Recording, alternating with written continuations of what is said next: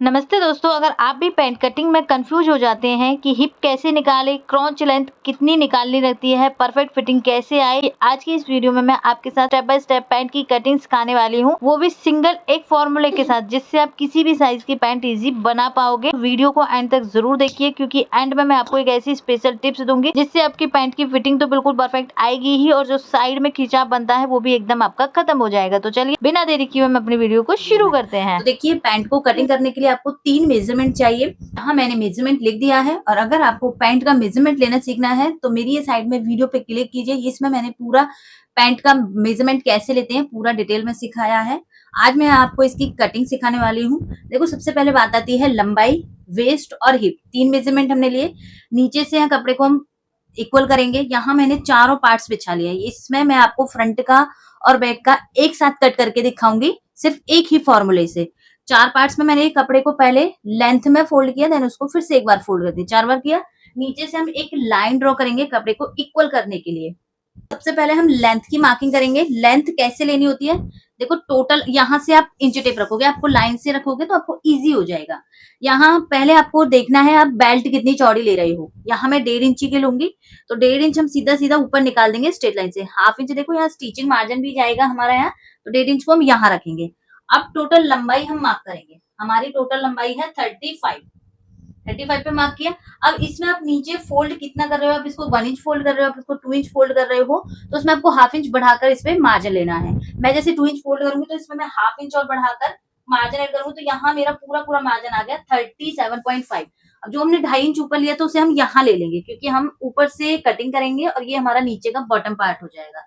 यहाँ से हम एक सीधी लाइन ड्रॉ करेंगे और हमारी लंबाई निकल गई। आप सेम किसी भी साइज का पैंट बना रहे हो, इसी तरीके से लेंथ निकाल लोगे। बस आपको बेल्ट देखनी कितनी चौड़ी रखनी है, देन आप उसमें नीचे फोल्ड का कितना ले रहे हो, तो आपकी यहाँ पे टोटल लंबाई निकल जाएगी। देखो, एक फॉर्मूला बताऊंगी, उसी से आप पूरा पैंट कट कर पाओगे। यहाँ पहले हम वेस्ट की मार्किंग करेंगे। उसके लिए आपको देखना है कि आप पैंट किस तरीके का बना रहे हो। पैंट आप 3 तरीके से बना सकते हो, या तो पूरा आप इलास्टिक का बना सकते हो, या फ्रंट से इलास्टिक हो सकती है, बैक से आपकी फ्रंट से आपकी बेल्ट हो सकती है, बैक से इलास्टिक हो सकती है, या आप यहाँ पे पूरा ही फ्रंट और बैक बेल्ट का बना रहे हो। 3 तरीके से बना सकते हो, फुल इलास्टिक का, फुल बेल्ट का, या फिर फ्रंट बेल्ट पीछे इलास्टिक। एक ही तरीका है, उसी से आप तीनों में कैसे भी उसको बना सकते हो। देखो, यहाँ पहले आप वेस्ट की मार्किंग करोगे। जो भी वेस्ट है आपकी, वेस्ट आपको कहाँ से लेनी है, जहां हम अपनी पैंट सलवार प्लाजो वियर करते हैं, वो हमारी राउंड में वेस्ट होगी। वो मेरी 34 है। 34 का हम यहाँ पे 4th भाग निकालेंगे। 34 का हमें यहाँ पे 4th भाग निकालना है। यहाँ हमें मिलेगा 8.5। 8.5 पे मार्क किया। यहाँ से किनारी वाली साइड से आपको हाफ इंच छोड़ देना है, क्योंकि ये किनारी हमारी खिंची हुई होती है, तो ये हम कटिंग में निकालेंगे। पहले हमने वेस्ट का 4th भाग किया, देन यहाँ से हम 2.5 इंच प्लस करेंगे। अब 2.5 इंच कब कैसे प्लस करना है, साइज आपका कोई भी रहेगा, हैवी रहे, नॉर्मल रहे, स्टैंडर्ड रहे, जो भी साइज है, वेस्ट डिवाइड बाय 4 प्लस 2.5 इंच। अब ये 2.5 इंच हम कैसे करते हैं, देखो, जब आप फुल इलास्टिक का बनाते हो तब हम अपनी पूरी कमर में 10 इंच प्लस करते हैं। 10 इंच प्लस करते हैं। जब हम हाफ इलास्टिक का बनाते हैं तब हम 5 इंच प्लस करते हैं। और जब हम पूरा ही बेल्ट का बनाते हैं तो हम कुछ भी प्लस माइनस नहीं करते। अब हम यहाँ मैं पूरा इलास्टिक का बना रही हूँ, फ्रंट से भी इलास्टिक है, बैक से भी इलास्टिक है, तो 10 इंच कैसे बनेगा मेरा। 2.5 इंच देखो फ्रंट में एक पार्ट पर आ रहा है, 2.5 इंच हमारा दूसरी साइड आएगा, तो फ्रंट में हमारा 5 इंच हो गया। सेम इतना ही हमारा बैक में 5 इंच होगा, तो टोटल मेरा 10 इंच हो गया। अगर इसमें मुझे फ्रंट में बेल्ट डालनी होगी और बैक साइड में इलास्टिक डालनी होगी, तो मुझे फिर 5 इंच प्लस करना है। तो जो ये फ्रंट का हमने 5 इंच जो एक्स्ट्रा लिया है, ये हमारी यहाँ प्लेट में आ जाएगा। जो हमारा फ्रंट में 5 इंच एक्स्ट्रा आ रहा है, उसी में हमारी प्लेट आ जाएगी, उसी में हमारा यहाँ क्रॉच एरिया का और साइड फिटिंग का मार्जिन भी ऐड हो जाता है। तो आप ये 2.5 इंच जो प्लस करते हैं, इससे आप पूरा इलास्टिक का बना सकते हो। इसमें आप फ्रंट में बेल्ट डाल रहे हो तो यहाँ बस प्लेट डाल दीजिए, बैक में आप इलास्टिक डाल सकते हो। और अगर आप पूरा ही बेल्ट का बना रहे हो तो फ्रंट में भी और बैक में भी आपको फिर प्लेट डालनी पड़ेगी यहाँ सेंटर में। तो एक ही तरीके से आप किसी भी तरीके का यहाँ पे पैंट बना सकते हो। ठीक हो गई, साइज किसी में भी आप सेम मार्किंग करोगे। अब आते हैं क्रॉच लेंथ पर। देखो, यहाँ जो हमारा एक सबसे मेन दिक्कत आती है, जो बिगिनर्स के लिए भी काफी प्रॉब्लम होती है, कि साइड फिटिंग में खिंचाव बनता है, आसन प्रॉपर से नहीं बैठता, तो उसमें गलती हो जाती है। उस गलती को सही करने के लिए आपको यहाँ पे क्या यूज करना है, जितनी भी आपकी कमर आई, पहले तो मैं बहुत सिंपल बता रही हूँ, जितनी भी आपकी कमर आई है टोटल आपको प्लस करने के बाद, उसमें से ½ इंच माइनस कर दीजिए और आप अपने क्रॉच एरिया की मार्किंग कीजिए।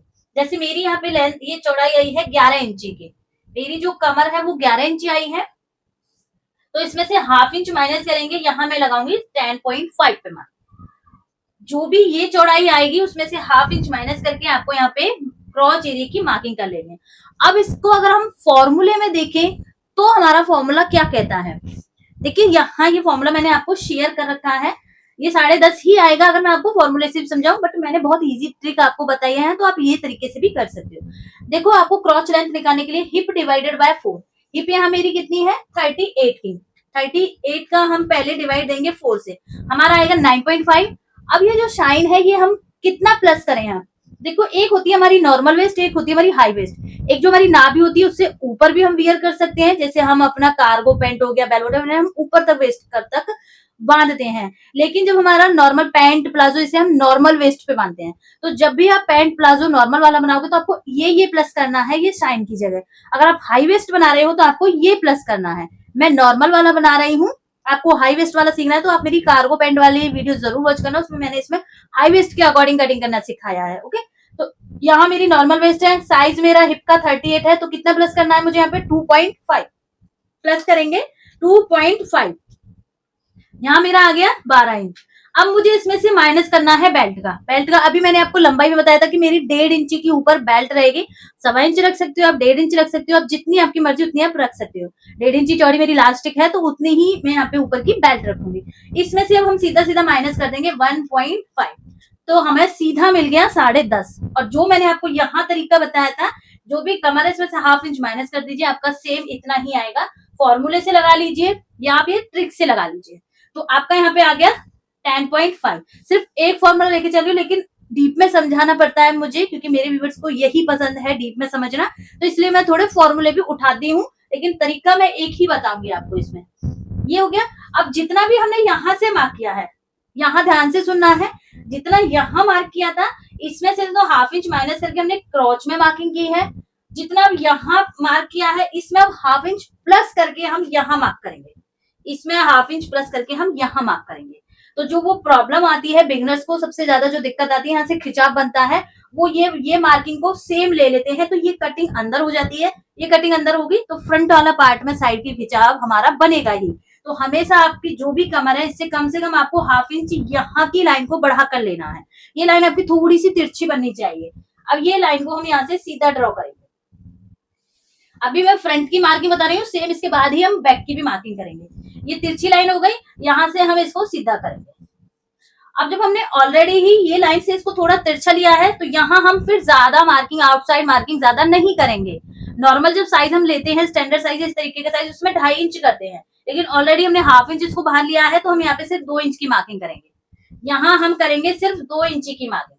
आपका साइज यहाँ पे अगर स्मॉल साइज है तो आप 1.5 इंच मार्किंग करोगे, बच्चों का बना रहे हो तो सिर्फ 1 इंच की मार्किंग करोगे, स्मॉल साइज में 1.5 इंच की करोगे, और यहाँ आपका ये स्टैंडर्ड साइज है तो आप 2 इंच मार्किंग करोगे, प्लस साइज है, हैवी साइज है तो आप यहाँ पे 2.5 इंची की मार्किंग करोगे, क्योंकि बैक पार्ट में भी हमारा और भी इसमें बढ़ेगा। ओके, तो यहाँ सिर्फ हमें 2 इंच पे ये मार्क करनी है। यहाँ से मार्किंग हम कितनी उठाएंगे, 1.5 इंची की। जितना भी आप ये मार्क कर रहे हो उसमें से ½ इंच माइनस कर दीजिए, और जितना भी आएगा उतनी आउटसाइड की मार्किंग आपकी यहाँ आएगी। सिर्फ कहीं ½ इंच प्लस हो रहा है, कहीं ½ इंच माइनस हो रहा है, यहाँ से यहाँ माइनस हुआ है, यहाँ से यहाँ प्लस हुआ है।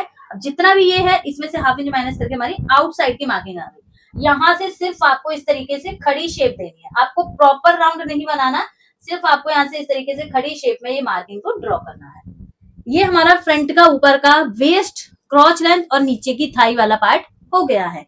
ओके, अब यहाँ से आपका जो भी आसन आएगा फ्रंट वाले पार्ट में, क्योंकि देखो फ्रंट वाले पार्ट को हमें डाउन कट करना होता है, क्योंकि कई बार हमारी टम्मी बाहर होने के कारण फ्रंट का पार्ट बहुत ज्यादा नीचे लटकता है, उसी से साइड फिटिंग भी खराब होती है, पीछे का पार्ट बहुत ऊपर होता है, तो कुछ ना कुछ हमें डाउन करना पड़ेगा। आप चाहे स्मॉल साइज में बनाओ, आप चाहे हैवी साइज में बनाओ, आप चाहे स्टैंडर्ड साइज में बनाओ। तो यहाँ एक साइज होता है स्टैंडर्ड साइज में 1 इंच पे मार्क किया, स्मॉल साइज में आप ½ इंच करोगे, स्टैंडर्ड साइज में आप 1 इंच करोगे, हैवी साइज में आप यहाँ पे 1.5 इंच करोगे। ओके, साथ के साथ मैं हर कोई साइज भी आपको एक्सप्लेन कर रही हूँ। ये पॉइंट को आप ये पॉइंट पे मिला दोगे, ये दोनों पॉइंट हमने यहाँ से मिला दी। फ्रंट का ऊपर का हमारा हो गया। अब फिर जो भी हमारा ये आया है थाई का मेजरमेंट आया है, इसे हमें यहाँ से हाफ कर लेना है। जो भी पूरा आपका आया है ये पॉइंट से लेके और आपका किनारी वाली पार्ट तक, ये इस पॉइंट का आपको हाफ कर लेना है। जो भी हाफ आएगा, जैसे मेरा आ रहा है यहाँ पे 6.75, सेम मार्किंग को आप नीचे जो हमने मार्किंग की थी यहाँ मार्क करेंगे 6.75। कैसे मार्क करना है, हाफ इंच आपको यहाँ किनारे वाले पार्ट को छोड़ देना है, इसके बाद आपको यहाँ से 6.75 पे मार्क करना है। ये पूरी लाइन हमारी यहाँ से कट होगी। अब यहाँ से जो सेंटर पॉइंट आया है, इस सेंटर पॉइंट से आप अपनी मोहरी का मार्क करोगे कि आपको कितना चौड़ा नीचे से बॉटम राउंड चाहिए। ये लाइन को हम एक बार सीधा कर लेते हैं। और जो ये लाइन है फ्रेंड्स, ये ही हमारे पेंट का सेंटर है, इसी से ही हमारी क्रीज बनती है, जो हम सेंटर क्रीज बनाते हैं, और यही हमारी हेल्प करती है हमारी साइड फिटिंग का रिंकल्स को हटाने के लिए। तो इसका हेल्प कैसे करते हैं, इसे हम एंड में मैं आपको टिप्स के साथ बताऊंगी।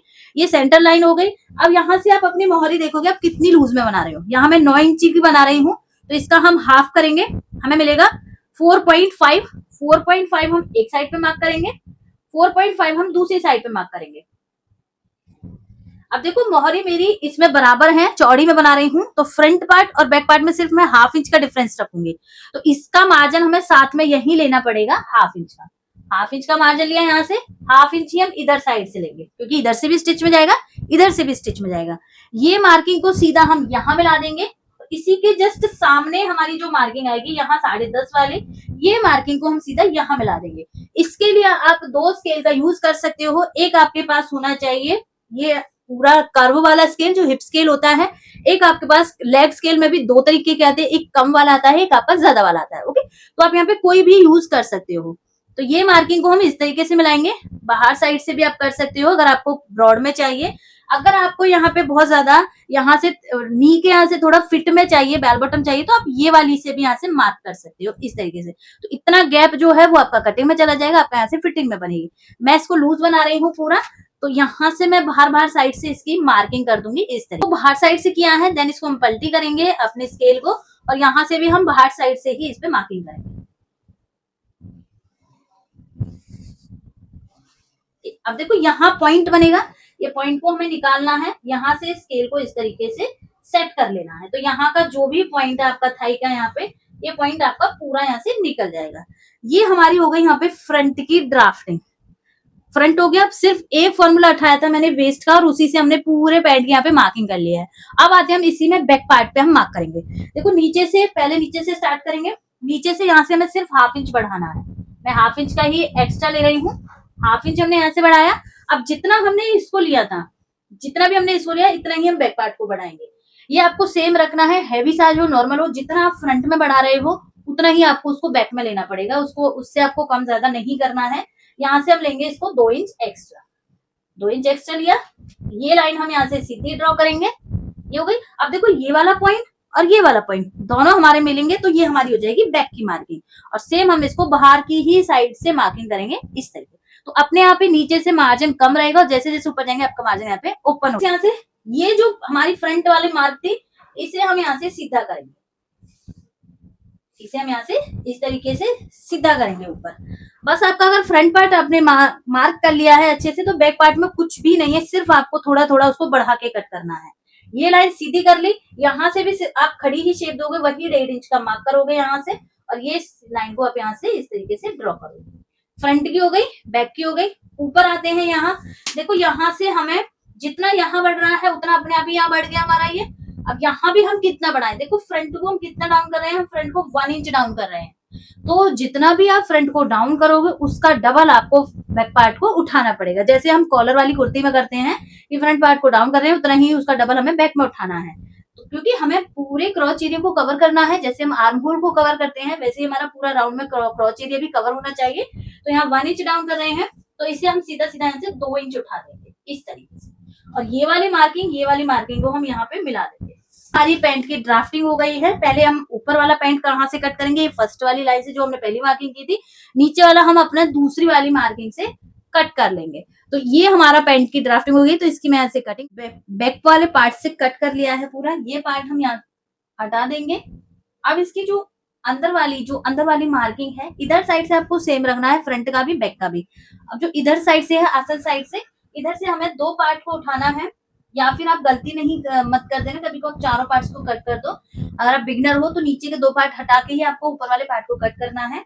तो यहाँ से फिर 2 पार्ट उठाएंगे हम, और जैसे हमने फ्रंट वाले की मार्किंग की है उसी मार्किंग से हम इसको कट कर देंगे। फ्रंट का और बैक की पार्ट की कटिंग हो गई। अब मैं इसमें आपको एक ऐसी टिप्स बताने वाली हूँ जिससे हमारी जो साइड की फिटिंग में झोल बनता है, इस तरीके से खिंचाव बनता है, वो खिंचाव को हम कैसे खत्म करेंगे। देखो वो खिंचाव आपका फ्रंट से नहीं बनता है, वो खिंचाव आपका बैक पार्ट से बनता है। बैक पार्ट से कैसे बनता है, देखो अगर आप फ्रंट की सेंटर लाइन को आपको फोल्ड करना है और ये मार्क आपको यहाँ मिलाना है, आप फ्रंट वाली मार्किंग को फोल्ड करोगे और ये मार्क को आप सेम यहाँ मिलाओगे इस तरीके से। यहाँ हमने मिलाया। अब देखो ये हमारा यहाँ से पूरा एकदम स्ट्रेट है, इसकी जो सेंटर मार्किंग है बिल्कुल सेंटर पे हमारी आ रही है, कोई भी यहाँ पे झूल नहीं बन रहा, कोई भी रिंकल नहीं बन रही।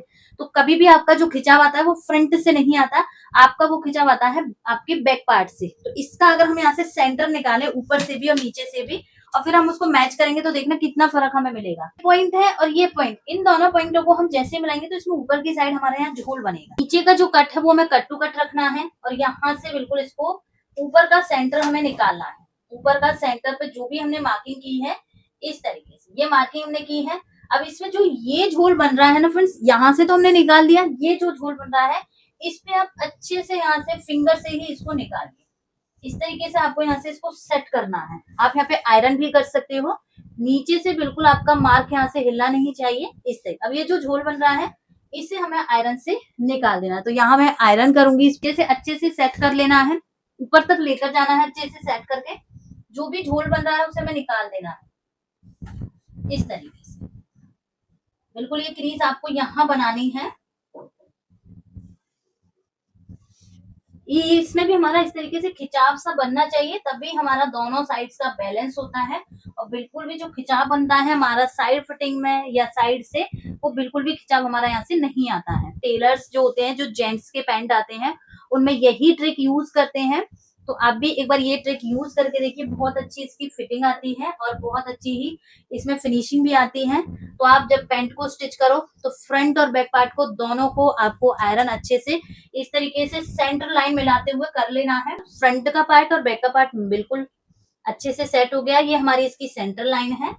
किसी में भी कोई भी यहाँ पे हमारा झूल भी नहीं आपको दिखेगा, ना ही कोई आपको यहाँ पे रिंकल दिखेंगे। ओपन भी आप करोगे तो आपके यहाँ पे प्लेट भी अच्छे से बन जाएगी। ये वाली जो क्रीज हमने बनाई है, जो पेंट में हमारी होती ही है सेंटर में, और एक हमारी ये वाली हो गई। देखो कितना हमारा यहाँ से झूल निकला है। ये प्लेट हमने सीधी ली थी, लेकिन हमारी क्रीज के अकॉर्डिंग ऊपर और नीचे को हमने मैच किया, तो ये पूरा हमारा यहाँ से झूल। पेंट की कटिंग हो गई है। अगर आपको इसका स्टिचिंग पार्ट चाहिए तो कमेंट में यस लिखिए, और पेंट का मेजरमेंट कैसे लेते हैं वो मैंने आपको वीडियो डाल ही दिया है, ऑप्शन में भी जाके चेक कर सकते हो। आपको ये वीडियो कैसी लगी कमेंट में जरूर बताना, और नेक्स्ट वीडियो आपको किस टॉपिक पर चाहिए प्लीज उसके बारे में भी आप जरूर मेरे को कमेंट करके जरूर बताना। तो मिलते हैं नेक्स्ट वीडियो में, तब तक के लिए बाय बाय, थैंक यू।